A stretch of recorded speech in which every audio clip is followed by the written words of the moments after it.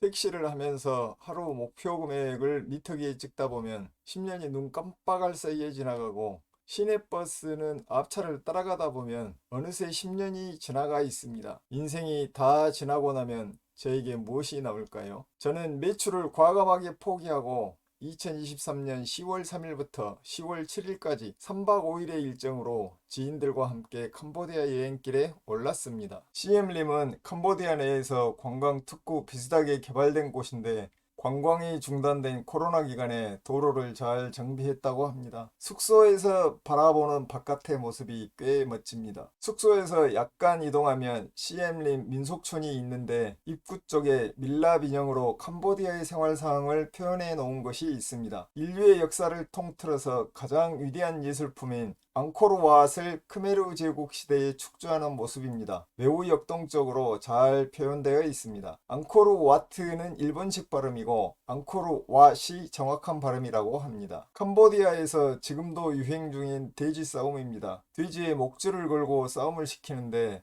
왼쪽 남자 뒤에 고개를 하는 남자가 재미있게 표현되어 있습니다. 손과 머리에 어린이인지 난쟁이인지 모르겠지만 조그마한 사람을 얹어놓고 있습니다. 돼지 싸움은 앙코르왓 부조에도 표현되어 있으니 역사가 꽤 오래된 것입니다. 입구에서 조금 들어오다 보면 사자상을 만날 수 있습니다. 사자상은 고대의 유물인데 왕권이 강할수록 사자의 자세가 일어선다고 합니다. 이 사자는 앉아있지 않고 약간 일어서 있습니다. 코로나 이전에 관광객이 많았을 때에는 민속촌에서 크메르 전통 결혼식, 풍년제, 자야바르만 7세 대제전 등 공연이 많이 있어서 민속촌은 공연을 보기 위해 입장하였습니다. 지금은 공연을 하지 않지만 시엠린 민속촌에는 경치 좋은 곳들이 너무 많았습니다. 우리나라의 순천만 정원과 같으므로 공연은 못 보았지만 경치만으로도 매우 만족할 수 있었습니다. 연못과 아열대의 숲이 멋진 곳인데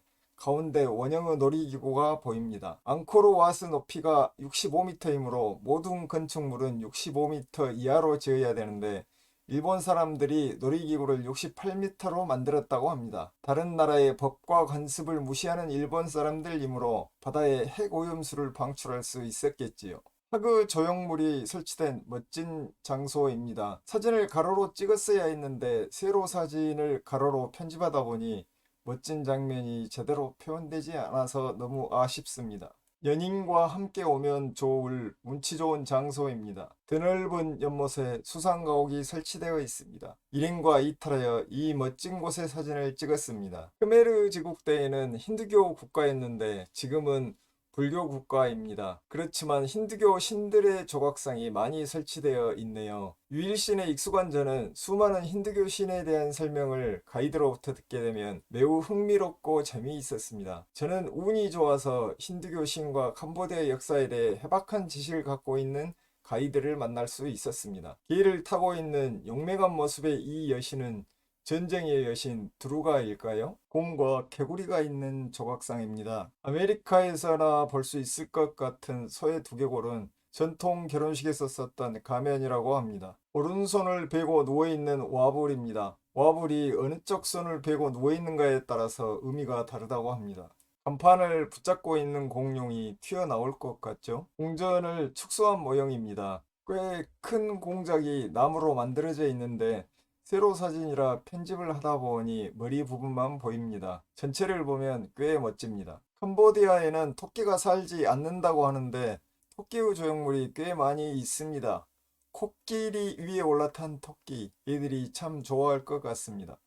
네 개의 머리를 가진 창조신 브라흐마를 표현한 조각상인데 기념품 가게에서도 흔히 볼 수 있습니다.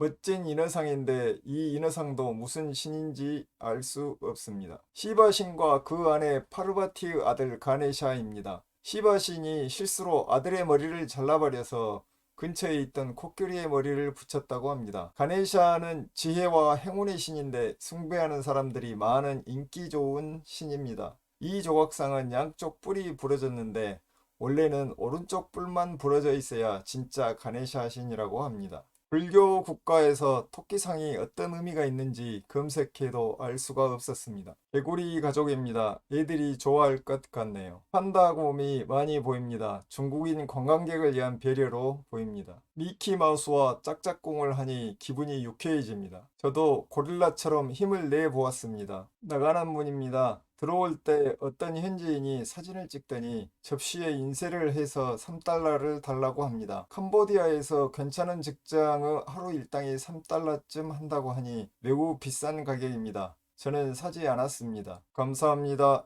구독과 좋아요를 부탁드립니다.